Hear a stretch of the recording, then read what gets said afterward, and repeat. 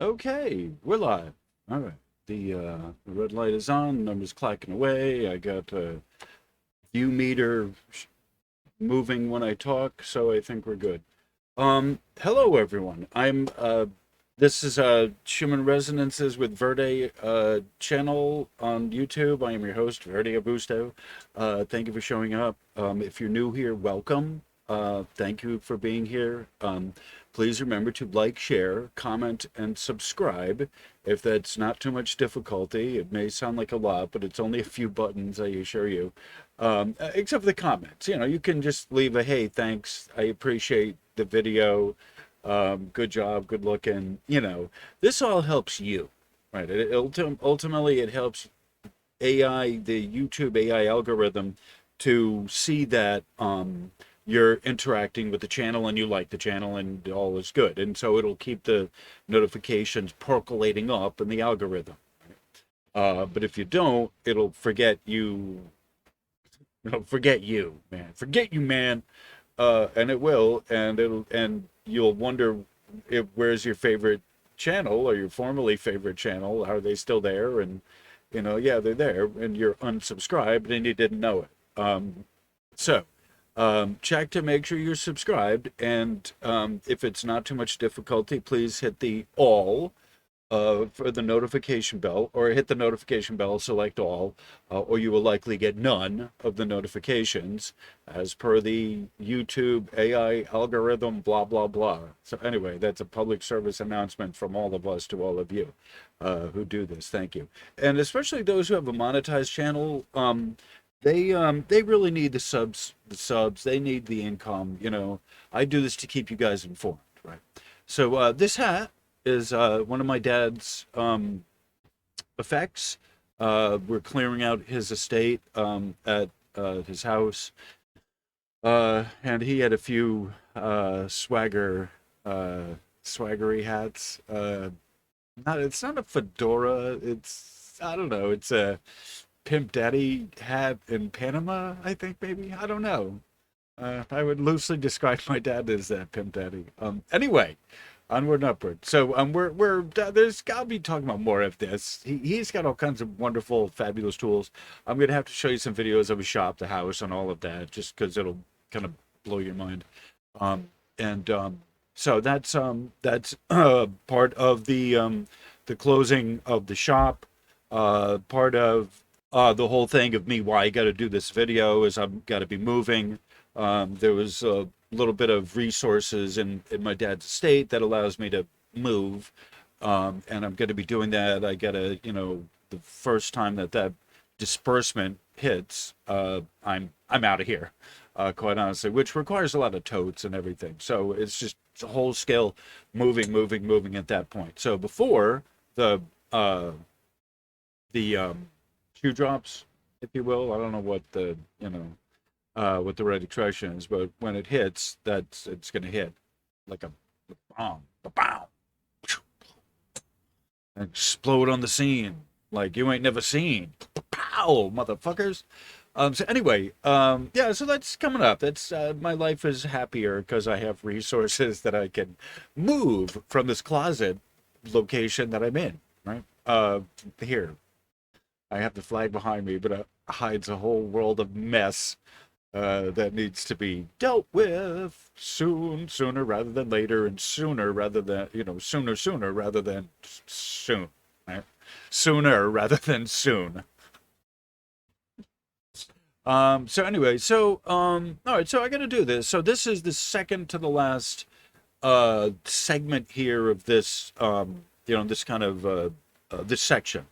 The power of the blood, the power of the DNA, the power of the name, the your birthright, right? So as usual, I'm gonna play some music going into this. Give everyone a chance to get into the room in the premiere, and we will, if you smoke them, if you got them, smoke them. If not, maybe borrow one, and or just go have a cup of coffee or whatever. Go take a bathroom break or whatever, and we will meet on the other side. Right, got music?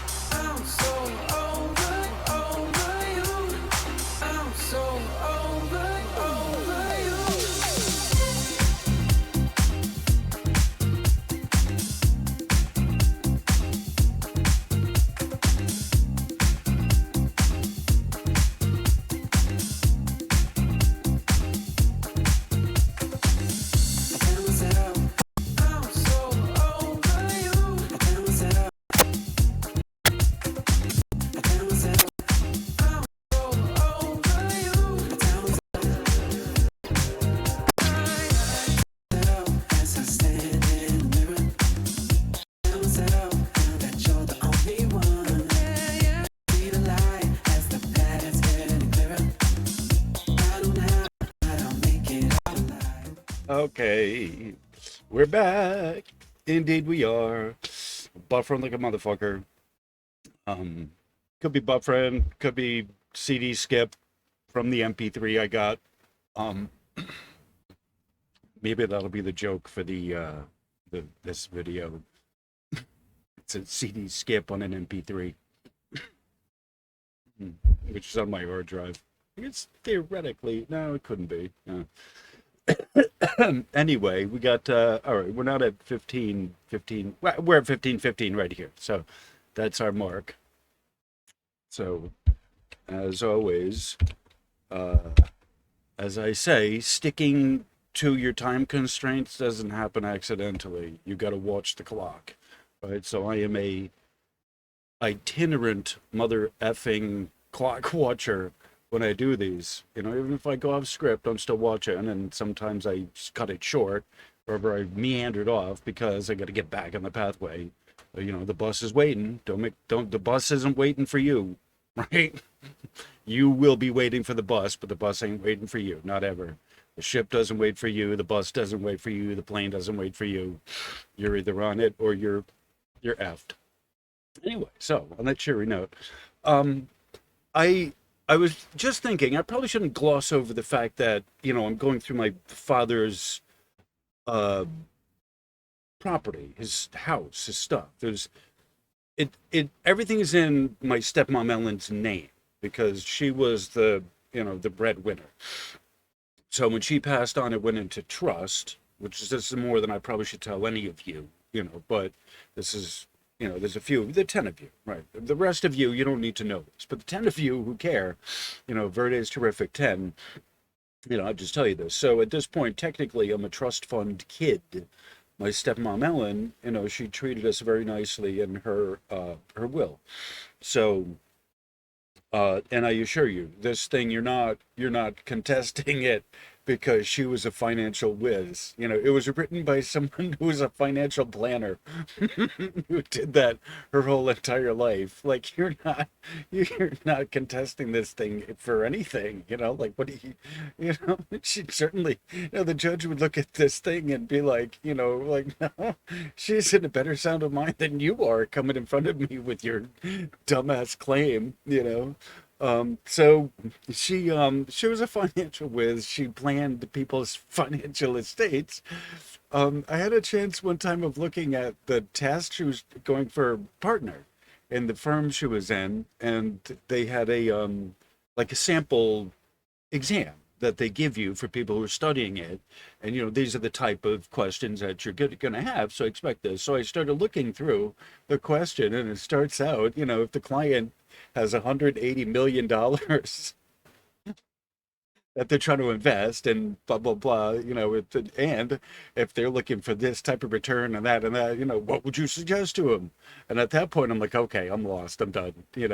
It's starting out with like, I think it was 18 million, not 180, it's a client, not a corporation. So, it's a person with 18 million that they're investing in their future. Really, that's basically what it is. So, um, anyway, so Ellen did well. My stepmom Ellen, who I love, still love, I miss her immensely, and she passed on 6 years ago, in 2016, and we're at her funeral. Then I still kind of remember it because it's the same place that my dad was, sent off at, and it was a much different experience, the two of them. I didn't get to speak at my dad's funeral. I wanted to, but we just ran out of time. It was like a lot of people talked to my dad's thing, and given a chance, I would have. But I just thought it was more important here for me to listen at that point rather than say. I had nice things I would have said. I wanted to say, but it's like, well, everyone like, oh, and all those people I didn't really know that. So I just thought it was a nice. It would be a nice experience for me to listen and take in the nice things people were saying about my dad rather than me. Like, all right, it's fair enough. It just didn't present itself, and I'm fine with that. I had a wonderful time after the service. We went to Ivoryton pub, I think it was. Really nice place. It was one of my dad's favorite haunts. definitely a pub. They all knew him there. So the food was really good. And everyone got something at the bar in honor of my dad, and I did not. I just had a ginger ale. And I hung out with my sister's husband, Jeffrey, who also wasn't drinking, and just we really had a great time. And no more. And this is a few months ago. This is not this weekend. So so we did that. We sent everyone off. I got to meet my family. All right. So flash forward, flash ahead to this weekend where we're now clearing out my dad's stuff, right? So two different events, a couple months apart, right? There was the funeral from June. Right? It was like the weekend they did Sail Fest in New London, uh, like the second weekend of June, I think it was. Right? So, uh, and then, so then there's this now here as part of the probate, we got to clear out the house to sell everything, right? Or to sell the house, right? So people are at this point, all the grandkids. There's five of us. My dad's two, me and my sister, the his kids, and then the grandkids. My sister, both my two sisters. One sister's passed on. My younger sister passed on already a couple years ago, and then my oldest sister is still alive. All right, so they so this weekend that was that's one of the things we had done is going through stuff, and we marked who wants what, right? So we all tagged a bunch of stuff, but there's still a lot more there that no one wants, or no one's claimed, right? There's just way too much stuff. They had spent the last 20 years together, the two of them, my dad and Ellen, living there collecting antiques, right? So there's all sorts of little trinket, knick-knack, paddywhacks, cast iron doorstops, which are heavy, but I don't care. I still want them. Like, I remember putting a bunch of them on eBay and them not selling, and my dad being disappointed. We were trying to augment the business through eBay, and I did a summer with my dad in his antique shop doing the eBay, throwing antiques online, whatever, and so we learned some valuable lessons about what kind of stuff goes. And it was a lot of fun. One of those things I did with my dad, father-son bonding time, the old curmudgeon not being happy with whatever. And that would be his response to a lot of stuff, a lot of the problems. Yeah, I would know kind of what he was talking about, sort of. I don't know. I don't know, whatever. Let him growl on, and we'll figure it out when he's done. Um, my dad's trade name was $5 Chuck, by the way. And he would say, "Oak is no joke." That was one of those things growing up with my dad that I knew. Like he got a lot of furniture, oak oak furniture, nice antique furniture that went out of fashion. It was just the way that the type of furniture was that they used oak, and they use oak with a lot of different stuff, but there's just a type of style that would come with the furniture he would get, and he would get it fairly cheap, right? Or fairly cheaply. So, so I grew up with oak furniture, good quality oak furniture from my dad when we had furniture, right? And so I would keep it for a while. So oak is no joke, and more than maple. A lot of people get maple, and that's a common enough building material. People get, but the oak, my mom preferred oak, so we would get that. And it's just sturdier. We kids abused everything. Me, I just was, rough on all of my stuff growing up. Um, uh, and so the oak would withstand us, right?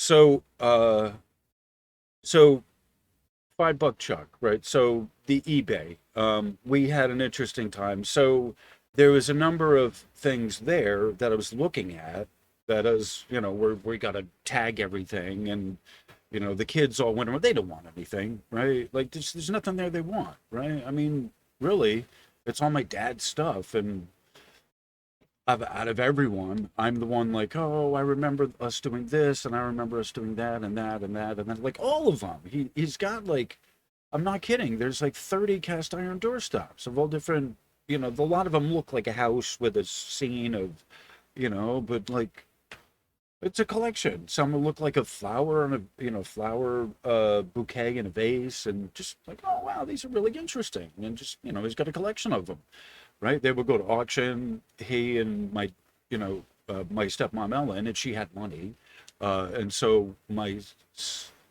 uh, my stepmom Ellen's sister Liz, we're going through all this, uh, and you know, we're looking, and she's saying, "Oh, I remember when Ellen and I we would go to, you know, to the auctions, and pick out, you know, like these cast iron doorstops."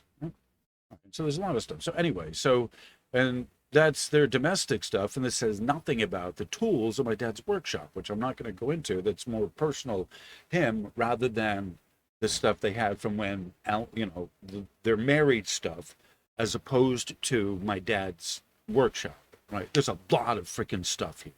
Anyway, so, you know, this is sort of a little bit off the mark. You know, the material stuff here, all of the, you know, the accumulated stuff is not the point, right? This is the point of me clearing out, you know, the blood, in the blood, me clearing out my dad's estate and coming to terms with the fact that he is gone, right? And so now I have his, like King Tut, you know, it's, I think it's almost appropriate to, one of the things we would talk about. My dad was in this, he did antiques. He was, we did estate sales, estate clearings. We did all sorts of, you know, yard sales, flea markets. Whenever a friend of his that he knew or an associate had a relative that passed on, that get my dad there, he would appraise. He was a member of the appraisers, you know, whatever. And so he had a lot of books on all kinds of stuff, you know, with antiques and, you know, wood furniture and, oh my God, all kinds of stuff, you know. And he knew people in the business that did military, or that did, you know, fancy dresses, or that did whatever, you know, uh, um, Persian rugs. He had people that dealt in Persian rugs. I went over there to Persia. There's no Persia anymore, but you know, like they went over to Persia and would get the rugs. You know, anyway, so they knew the weavers. Uh, so my dad really was an exciting person. He really did have a lot of, you know, like stuff. He was a world traveler. He went around. He went to Scotland. He got brought back a bunch of like 1,000 chimera, and the dogs, like the gargoyles. Technically, I think they were chimera. They weren't like gargoyles are set up. They're gargling. They're for the rain. But these were chimera that are, you know, there's a difference, you know. Technical difference between a gargoyle and a chimera. We called them gargoyles, but they were chimera. And so the name of his antique shop at that point was Chimera Antiques, right? Not Gargoyle Antiques. He knew. You know, everyone else called them gargoyles, but we knew they were chimera, right? So one of the things, you know who's who, know what you got, you know, the difference between a gargoyle and a chimera. I do. Uh, um, so, but these are relatively modern reproductions. You know, I'll just say that. So, doesn't matter. He got a lot of money for them. Like 1,500. They're like 3 feet tall. Like he got like $1,500 a piece for them. People loved them. We sold them all within a few months. Like they loved them, right? They did a write up in the newspaper about they were all strewn out. I got to find that picture with him and all the gargoyles, the shop in London. Like, oh, the days, the days. Oh my God. I don't even want to do a video on the material. I think what I might do is crop this off, put this as a separate video on memories of my dad, and go into the material itself. And you know, because I have a meeting coming up, and I got to start getting it. Starts at 7. You know, I haven't even gotten into the material, and I'm already half an hour into it. And I don't like putting it on pause and shutting down the machine, because the things don't come back properly. Either you got to finish the video and shut it down, or, or just shut it down, but you can't put it on pause and then shut the machine down, and then expect when you bring it back up, it'll sleep. I use a sleep function. So you can't expect when it comes back from sleep that it's going to, all the cameras and everything are going to be functioning properly, because it's not going to do that anyway. All right. So this has been actually a great video. Because I really kind of get to talk about my dad and the shop and all of that, and there's more coming, more to this. There's a lot more. There's more to this. Like, as I close down the shop, like I said, I'm not just closing down the studio because I'm not just closing down the studio because I'm moving, but because I've inherited an estate that with a workshop, a working workshop with like a lathe and planers and a joiner and a resurfacing things and a drill press and bandsaw and a whole bunch of hand tools, saws and electric hand tools, in addition to hand, non-powered hand tools like hammers and screwdrivers, and his wood carving set. I don't know. So anyway, yeah, I gotta get into this here, but my mind isn't really into it because my like this is an important thing. This is seemingly off of the